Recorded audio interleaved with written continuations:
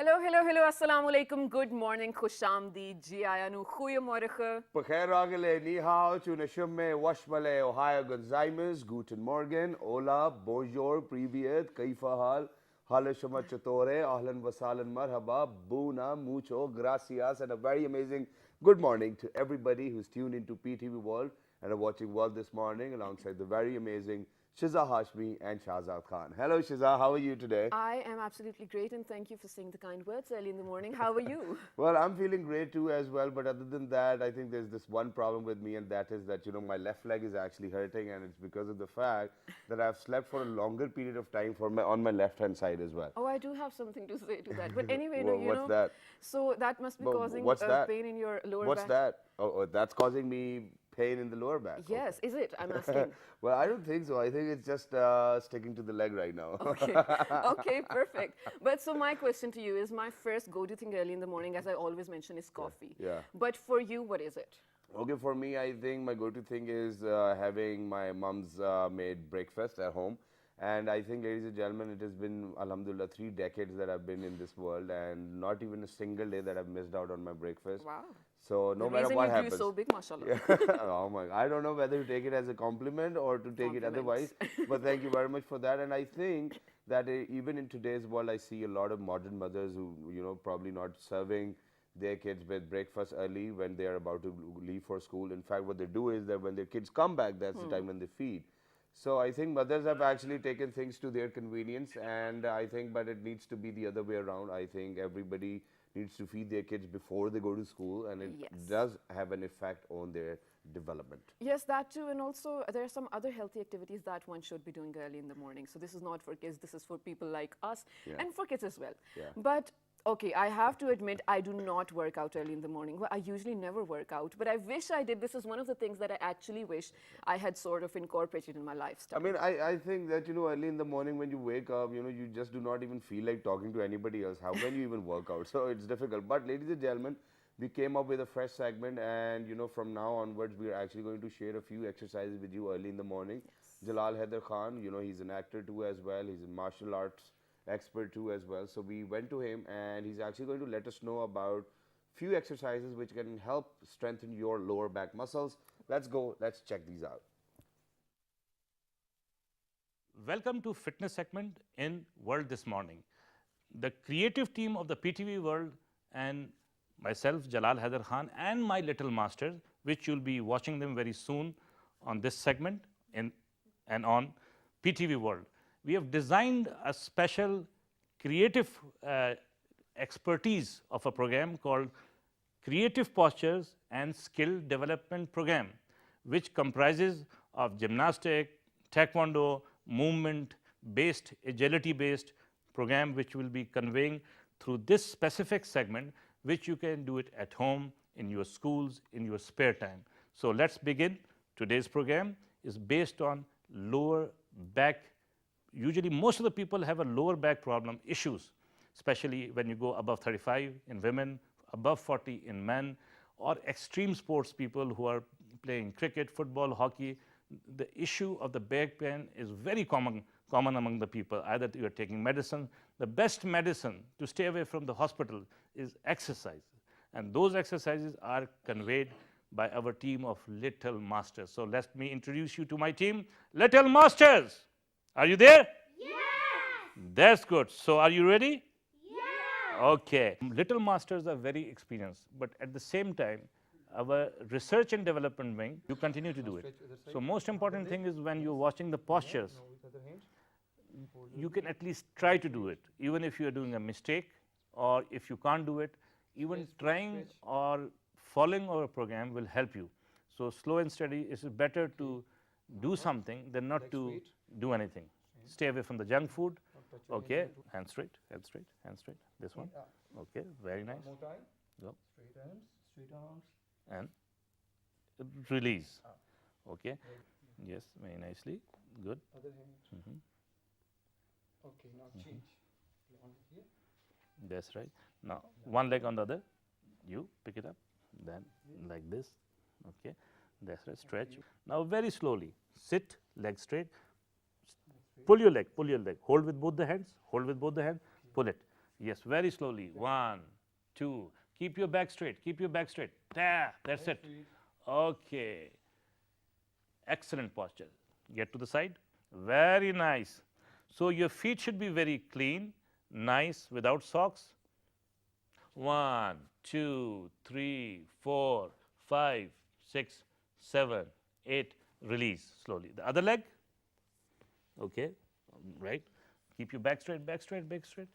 Okay. 1, 2. Slow and steady. Slow and steady. Right. Okay. Can you touch your nose? Okay. Don't have to smell. Keep your breath closed, right? Go. Ooh, that's better. You're flexible, but keep it down. Okay, stretch. Okay, 1. Now, what I'm going to do is across mountain, make a mountain.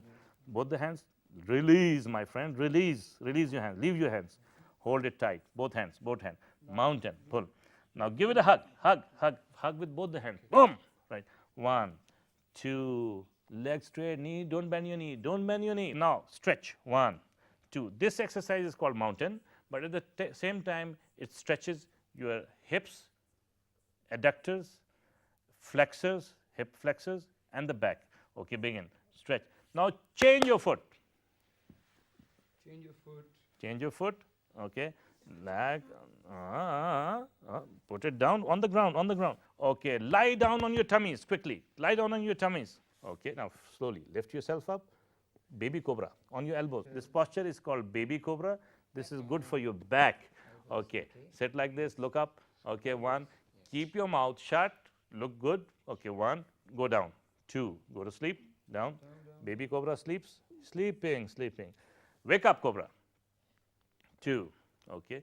Baby means you're on your elbows. Okay. Now, time to sign out of the program.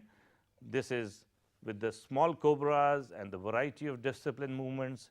So, but keep watching us because you're going to be watching a lot of postures, lot of movements. All of you guys sit in the cross position, yoga position. Creative movements are fun, entertaining, and at the same time, you learn a lot. In our new segments, we have very interesting things for you to learn. So, till that time, keep watching us in fitness segment of PTV World. Take care. Okay, bye guys. Well, thank you, Jalal Haider Saab. And this was a very energetic segment early in the morning. And it's great that we have it. And we're trying to make it a tradition from now on because we do need something so healthy early in the morning. This is good for kids. Exactly, that's what it is. But other than that, ladies and gentlemen, even I was trying to do that too as well. But at the moment, ladies and gentlemen, we'll be heading out towards a short break. But when you guys are going to come back, we'll be talking about something. I mean, for example, when we exercise, you can obviously, see that, there are different changes within your human body. Your muscles grow bigger. Oh, I can pose for my muscles too. But other than that, there's this one problem which we need to hit on. And when you guys are going to come back, we'll talk about that. Stay tuned. Good morning.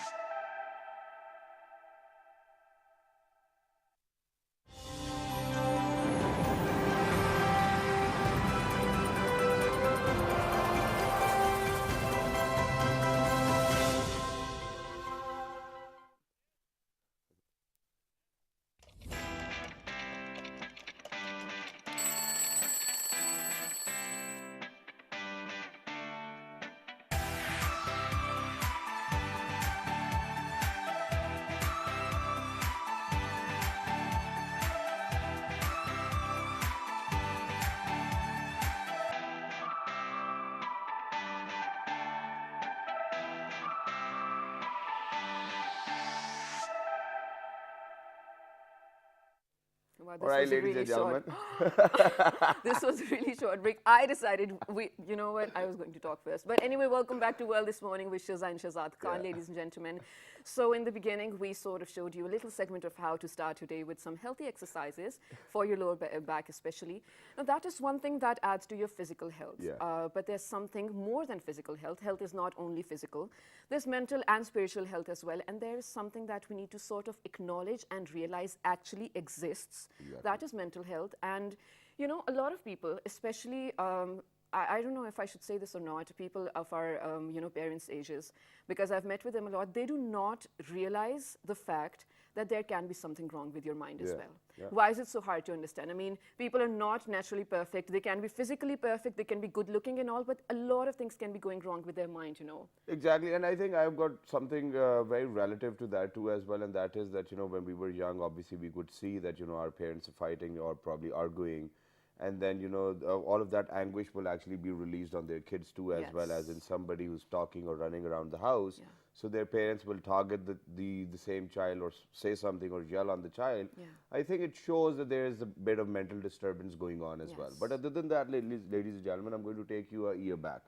In 2017, you know, the Pakistan Medical Association, when they were actually observing the World Health Day, they themed it depression, and they themed it depression because of the fact that there was an uprise in the urban areas where people were actually suffering from depression without even knowing that they were suffering.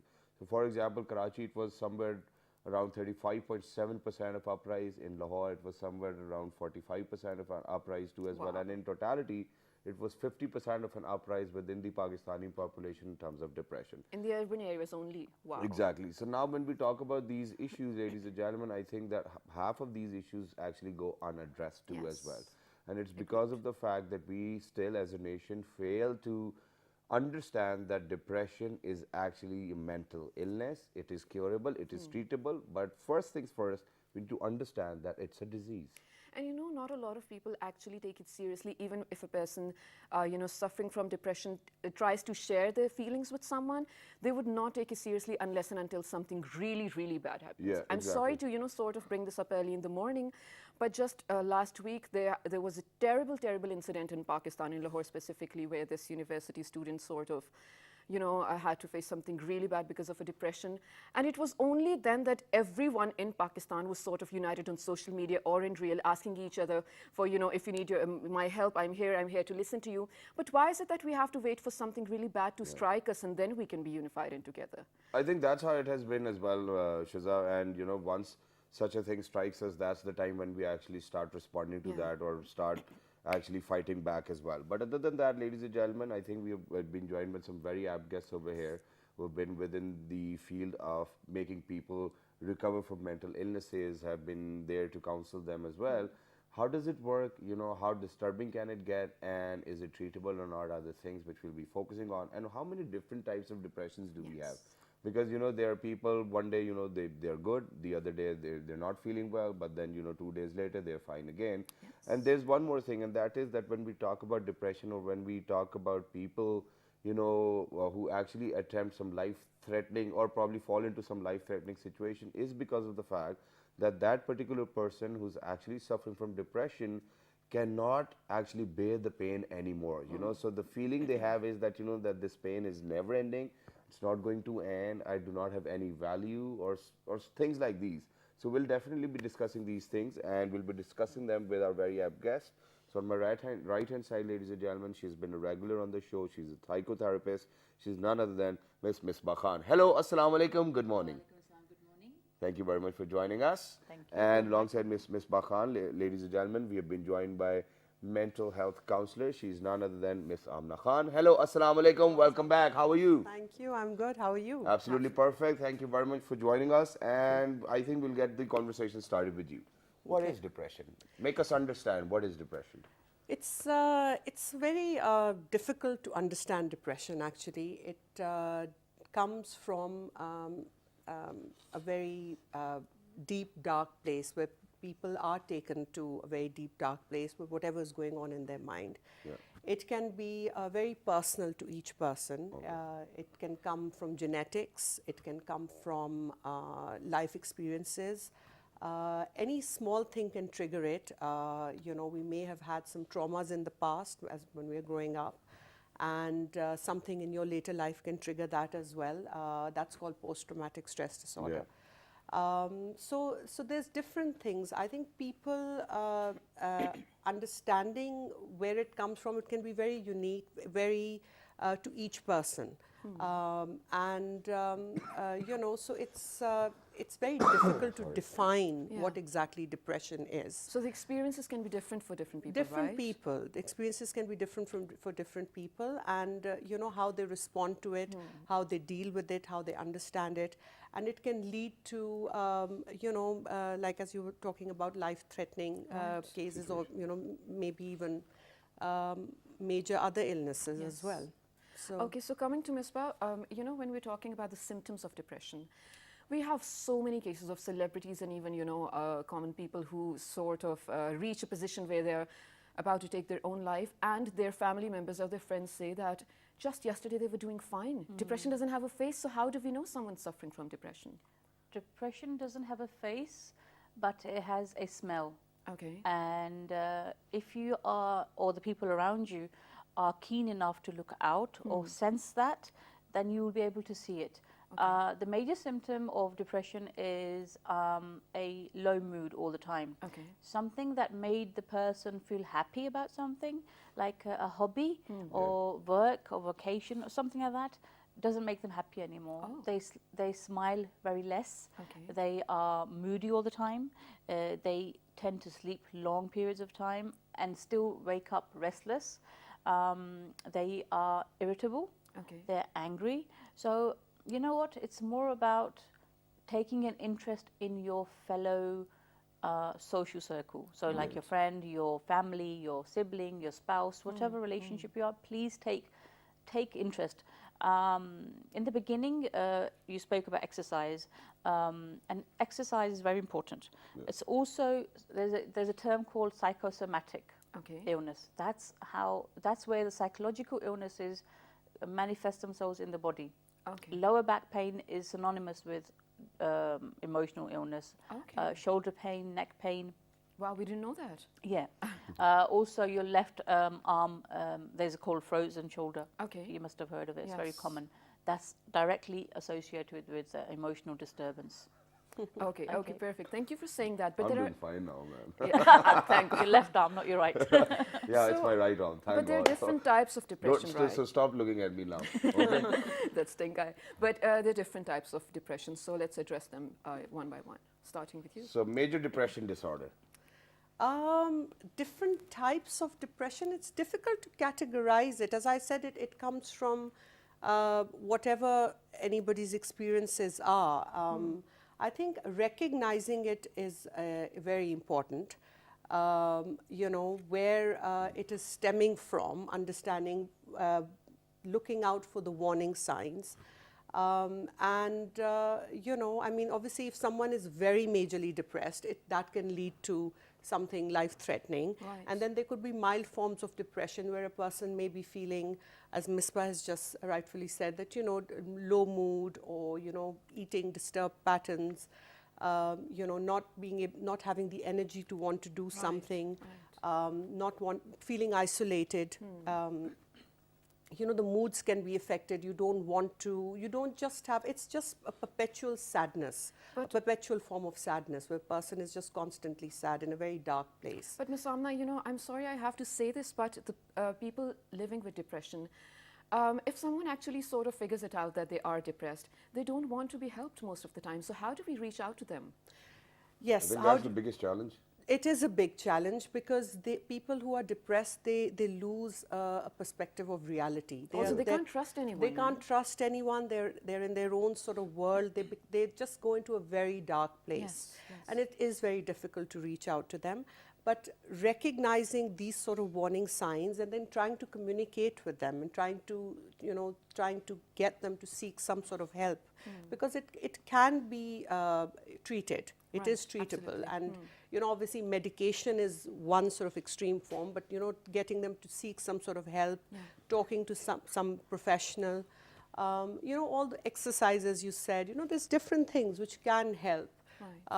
get you out of it. But it's recognizing it, that someone has it, and then taking the next step. I mean, for example, when we were, you know, since we are categorizing, you know, different types of depression too as well. So when we talk about major depression disorder, I think it's a type of a disorder where it interferes in like whatever activity you do in your daily activities as well. Yeah. So for people who probably might have this type of depression, what are the solutions for them? You know, just normal things. You mentioned the types of depression. There's another very common and very unspoken depression, and it's called postnatal or postpartum depression. Yes. And that causes a lot of mothers, new mothers, to go into severe emotional disturbance, and which affects the baby, which affects their family life, and which affects their existing children as well. So we need to speak about that very much in our society. We don't speak about that, unfortunately, and I get a lot of mothers coming to me and saying, am I wrong, feeling wrong for not loving my baby? I don't want to see the baby. I don't want to feed it. Every time it cries, I want to just hit it. So, and it's a very perpetually dark, cyclical feeling, because what happens is society expects the mother to be loving and nurturing and caring, and suddenly this person, she's a mother now, and she cannot understand what's happening. So it's a very confusing time. So please, do talk about it, whoever's listening, if you are, because there's postpartum and prenatal depression. Okay. So we'll probably do a program on that, something. Exactly. But yes, of course. And we've done it before too as well. But there's one more thing to it, and that is that Miss Amna. Now what happens is that in our very own household, half of the time, I think half of the lives have been ruined by thinking about what people are going to say, and I think same is the case with postpartum and postnatal too as well, as in since for example mothers who actually just gave birth, thinking about what people might be thinking of me as a mother too as well. How many times do you think that that the family members you live with can actually be a reason or a cause of you being in depression? The family members being a cause. Well, उसने ये कह दिया, पप्पो ने ये कह दिया, ताई ने ये कह दिया, मम्मी ने, सास ने ये कह दिया. I agree. I think there's a lot of pressure, and I think the family pressure of society in these days, I feel that the young people, there's a lot of young people suffering from depression as well. Teens these days. There's, I know, and it's family pressure is there. There's expectations. Families have expectations of their children. There's pressure to perform. Competitiveness, there's all this social media stuff as well, so there's a lot of comparisons going on. So young people are really suffering from depression as well. So I think it's the duty of the parents and the family members to sort of try and support them, and because they do get affected, and family members play a huge role, and because if a person is depressed, everybody else in the family also suffers from that. Of course, it's sort of interlinked, right? Absolutely, because a lot of people don't know how to support a family member who is suffering from depression. And this is what I wanted to ask even as well, that for example, unfortunately, one of your family members is suffering from depression. 2 or 3 people might even lead towards depression too as well, thinking of how to make him or her better. So now mothers naturally get depressed when the kids are So how do you Yeah. think that people need to behave around a person who's depressed already? The biggest gift anyone can offer a person who's feeling depressed or going through depression is being there. Right. Don't offer solutions. It's a bit like someone asking me, can you do a brain Don't surgery? school a person with depression. Don't school, don't preach, don't try to solve the problem, because no matter how good your intentions are, sometimes you can actually do more damage than actually Exactly. good. It's like someone coming up to me and saying, can you do brain surgery? And I say, yeah, just because I've got ego, and that's another thing we'll probably speak about some other day. So it's about being there in your capacity as a caregiver, a relation or friend, whatever. Be in your capacity and do the best you can. And sometimes the best you can do is to do absolutely nothing. Right. So Just that be is there. just be there, and that's the biggest gift you can give, is have your presence there, and that also includes listening. Okay. Listening is a big gift that we can offer a person who's going through depression. Right. And seeking out professional help, encouraging the person, not pushing them, but encouraging them with concern and compassion. You asked, sorry, I a bit detract from your question. You asked about solutions for depression. There's various solutions, medical and non-medical. Okay. The first thing I would suggest is go and speak to a psychologist or psychotherapist. Okay. A recognized, accredited, reputable psychologist or a psychotherapist. What about a psychiatrist? A psychiatrist is, sorry? I was thinking, aren't they the same? No, no, they're not the same. Okay. That requires another program to understand that. Okay, so I'm sorry I have to cut you off, but this is sort of related to what you're about to say. So in the beginning, Shahzad was, when he was mentioning the stats, and due to urbanization, there's a lot of, more depression in major cities of Pakistan. It's true, one of the matters, or one of the reasons we've sort of figured out is, family being the reason for it. But other than that, schools, universities, people you hang out with and everything, it just last week it happened, one of my sisters, she's a teenager, Masuma, I'm talking about you. So she came to Mama, and we were not like, you know what, she's always very dramatic, so most of the time we ignore her. She comes to Mama and she goes like, I'm depressed since last 2 weeks and I'm not talking to you guys anymore because you didn't realize. And as funny as it was also sort of serious. So, we made fun of it in front of her. She went away, and then Mom and I started talking that why is she depressed? There was no clear signs of her being depressed because she was like all happy and, getting ready and everything. Yeah. And then it was, of course, because of things going on at her school. So how do we sort of protect the teenagers from all the exposure that they get? Any one of you? Because we use this term over and over again. Depression, I'm depressed today. Yeah, exactly. Depression is not, okay, if a person is actually telling you that they're depressed, then they're not depressed. Exactly why we made fun of her. But then again, it was something we couldn't let go. Yeah. Because what if she was maybe in the near future? I'd never hope she was. But there are chances of, the schools that they go to and the sort of settings that they, exist in. Yeah. So there are pretty much chances of that happening. Apart from that, in our society, we have a knee-jerk reaction to anybody who says, I'm feeling unwell up here, to say, oh, you're pagal or you're mad. And we laugh it off. Yeah. So we have to first, get rid of that attitude of laughing at someone. If someone is brave enough to say to you, even if they are not depressed and they're saying to you, I'm depressed, take it seriously. Because something is happening under the surface. Something is actually emotionally disturbing them. You know what? As a teenager, she's heard of the word depression, and she's used it to, to seek attention, describe what she's feeling. So, as parents who are listening and teenagers, it's okay to use the word depressed. Okay. Then what happens is when you open the dialogue, then it's okay, what are you actually feeling? What are the emotions? And also, I think something else that we need to focus in, what are the sensations? Okay. Your physiological sensations. Yeah. So what should we be looking for?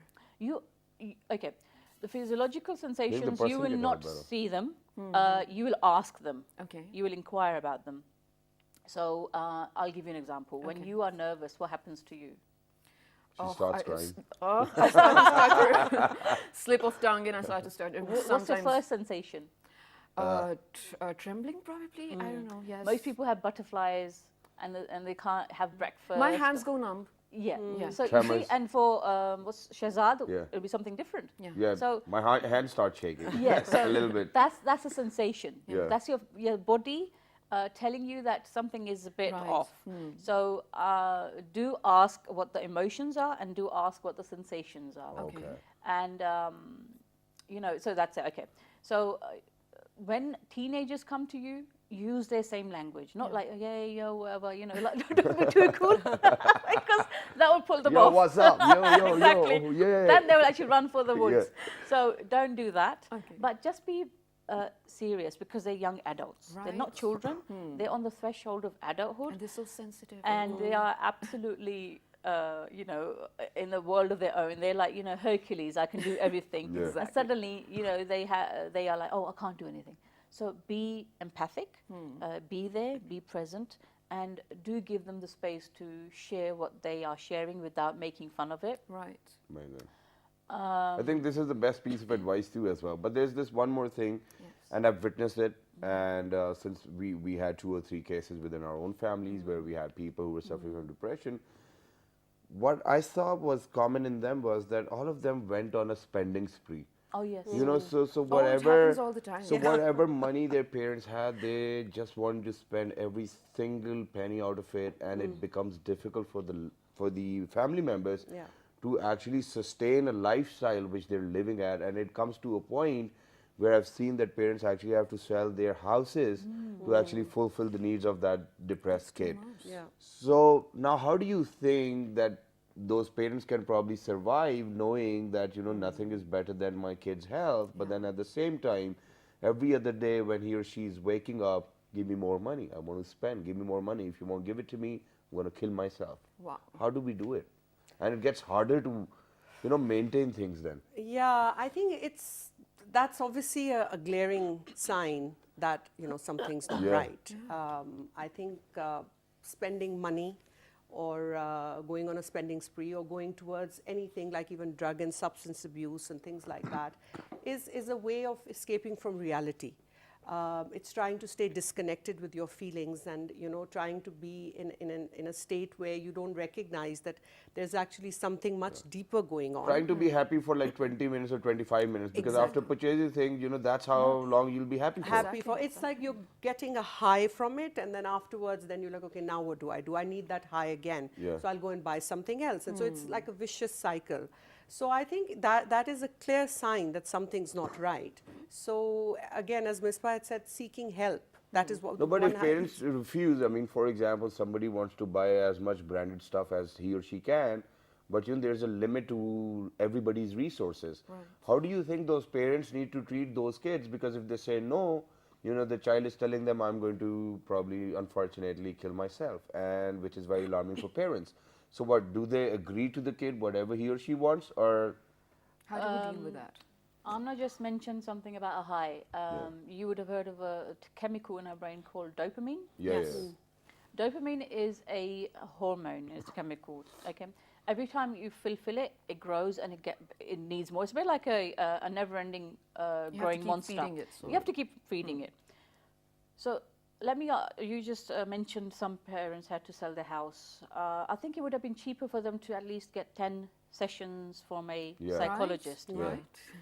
So it's I mean, actually... and I'm going to stop you over here, because, you know, over there in UK, you know, this is something which I got to know, that you cannot actually treat a patient without their consent. Yeah. Now things get more difficult, because now the parents want the kid to actually go to a psychotherapist, psychologist or a psychiatrist, but if the kid's not willing, what do you think that they can do? If there is always a caveat. If the person is of threat to themselves or to a third person, then they can be taken into hospital's custody. into a caregiver's responsibility clause. So they can be taken into care. They can be given medical intervention because it's a government. It's a different system. But I hope we're talking about Pakistan here. So in Pakistan, you know what? I will tell you. The reason behind those parents selling their property was not the child's behavior or mental illness. It was their shame and their guilt. If the people know that our child is going to a psychologist, what will they say? So they are actually, yes, exactly. They're feeding a monster because they are afraid of what happens if it comes out of the closet. So it's a very intertwined, interlinked behavior pattern.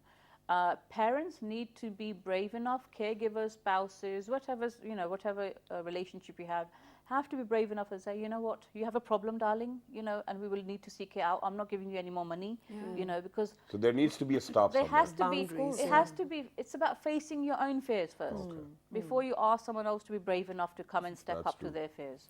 Right. So, but you know, one more important thing. It is sort of not very looked upon, but when we're talking about depression, I'm coming back to young people, teenagers especially, because it's so common, and I know a lot of people who actually go through this. So toxic people in their lives, how do you sort of find out who those toxic people are, and how do you get rid of them? Because most of the time you're so attached to them that you don't even realize that these are the people actually causing all this mental illness in my life. Because 2019 is here, I think, so this is the right time to throw away all the toxic people in your life. So how do we go about that? Toxic people, well, recognizing them, how they are affecting you, how they are having a negative impact on your life. how they're dragging you down. So I think if someone is making you deeply unhappy and is not contributing towards your well-being and growth in any way, emotional well-being or physical, any sort of way, stop seeing them. It's your life. You have a choice. You can control who you allow into your life, and if they impact you, cut them out. It's okay to cut people out who are not good for you.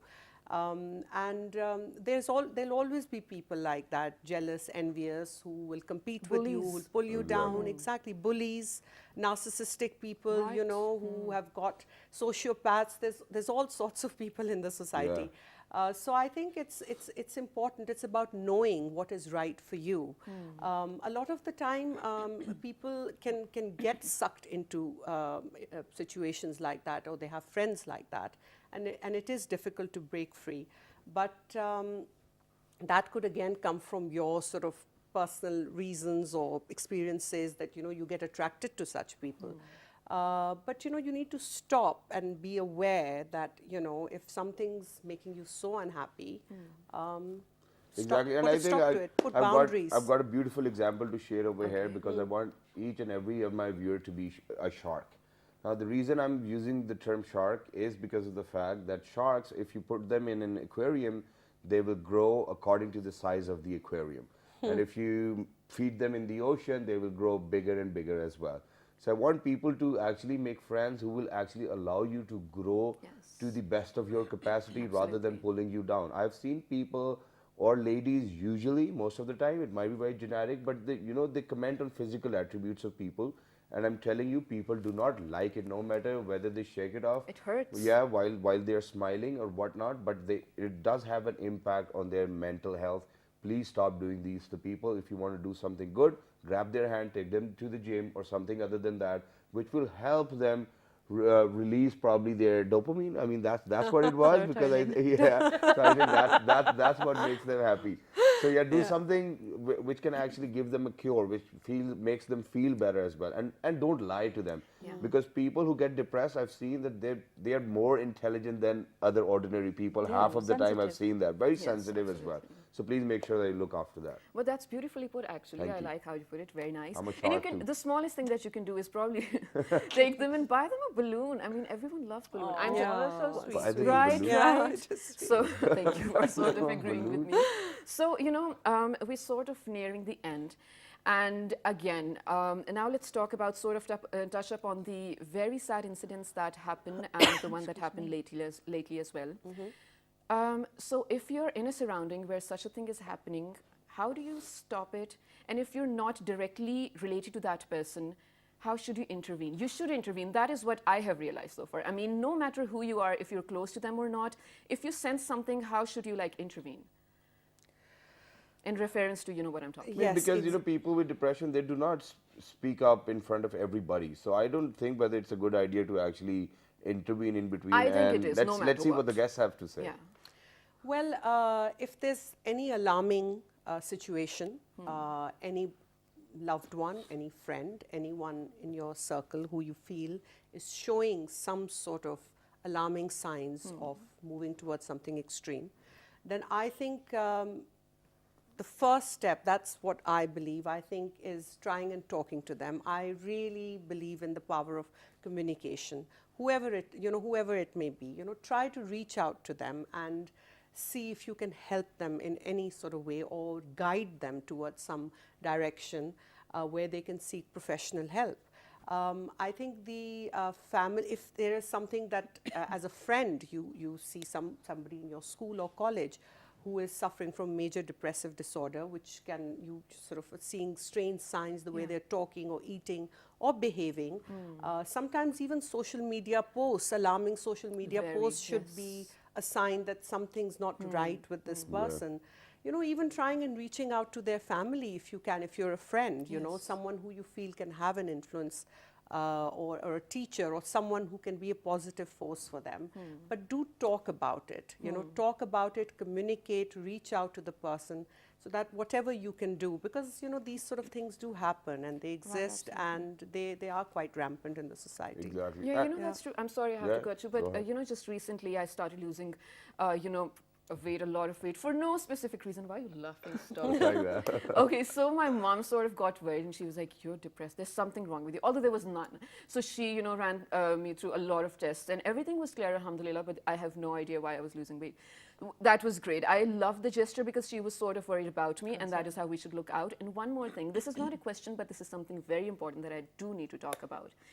There are monsters in the world who sort of feed on mental illnesses and depressions. There are some games, I'm pretty sure you've heard of it. Yes. I shouldn't name it, but then again I should. One of them was Blue Whale. Do you know about it? And there was a PUBG as similar well. one. Yes, there was a similar one that came up recently as well.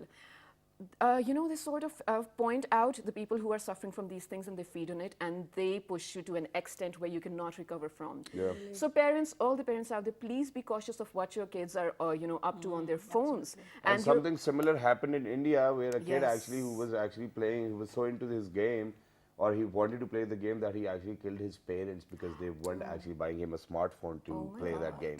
So things can get this serious. And I think that we need to go back in time where kids used to have their playtime, you know, in the evening, go out, play in the Healthy, park, you know, wholesome, mud, feeling the grass. I think being closer to nature will actually help you get out of depression. Yes, This is something which I've realized. But whatever you want to say, please go ahead. Yeah, it's called ecotherapy. Japan actually, you know, as Japanese are very forward in lots of things they have developed. It's called ecotherapy. So they take mental illness patients into forests where they can kind of connect with nature and the healing properties of nature. We were going back to the topic of the show. Mental illness, depression, whatever you want to call it, is life-threatening. Not just by ending the life, but finishing the living person. It sucks the energy out of you. It doesn't become living, it becomes surviving. So actually a person, obviously we're going to talk about the tragedy that happened, and as what Amna said, there are always signs.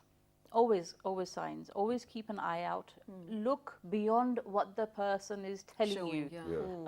Look for what they are not telling you. The language they use, how they are referring to themselves, how they are referring to the future. Because if they say, oh, you know, I don't know, I won't be here, you know, next Christmas, or you know, I don't think I'll be here for my next birthday. You know, those dark, sinister undertones about their existence not being more than, you know, any time forward. So please keep an eye out. There was another thing that Amna said about awareness and recognition. We can do a whole program on that. Until you know what makes you happy and until you know what makes you unhappy, you cannot decide which people to keep in your life and which people not to keep in your life. Because at the moment, sorry to say, we are working on autopilot. We wake up, finish, sleep. Then we get up and then we do the whole thing again. We're living machines, you know. It's going back to the topic again. So I just kind of have to do this. So, okay, so yeah, it is life-threatening, but there's a big how do I say, process, or no, technique. If a person says, I'm going to kill myself, this is what we use as therapists. If my client comes and says to me, I'm going to kill myself, I ask them what the plan is. And if they say, I'm going to go home and I've got this box of sleeping pills and I'm going to take it at this time and I'm going to just go to sleep and not wake up, then that person is serious. But if a person is saying to me, oh, you know what, I'm going to kill myself, and that's it. And they don't have a plan. They're just saying. If they have a plan, then they are absolutely serious. God forbid, Yeah, go on, sorry. Yeah, no, but we are out of time, so thank you very much for being with us. There was this one more thing which I wanted to ask, but we're very short of time, so I cannot, so probably next time, and that was that when these teenagers over here in Pakistan, ladies and gentlemen, get married quite often too as well, and I think that, you know, marriage at such a young age can actually lead towards depression too. This is something which we need to address because we're talking about postpartum and postnatal too as prenatal. But I think that these are the topics which we'll be discussing in the near future. If you can make sure that you'll be here with us, so we'll definitely have you over. But thank you very much for being with us. It was lovely to be in conversation. Thank you Absolutely, so much. such a healthy discussion. And as you know, Ms. Amna already mentioned, and I'm going to reiterate, You know who the toxic people in your life are, so you just don't be afraid to tell them you don't want them to be a part of your life anymore. I mean, there are bullies around you. Just make sure you're safe of them, and you don't need any sort of negativity in your life. Be the shark. Be the shark. Yeah, Yes. that's what it is. So don't forget to write to us on our Facebook fan page, which is with the name of Well This Morning. On Twitter. Well This Morning without on a G. Dailymotion and YouTube. Well This Morning. The fabulous repeat's going to be at 11 in the night. Until the next time, 1, 2, 3. Good morning. Morning. Thank you.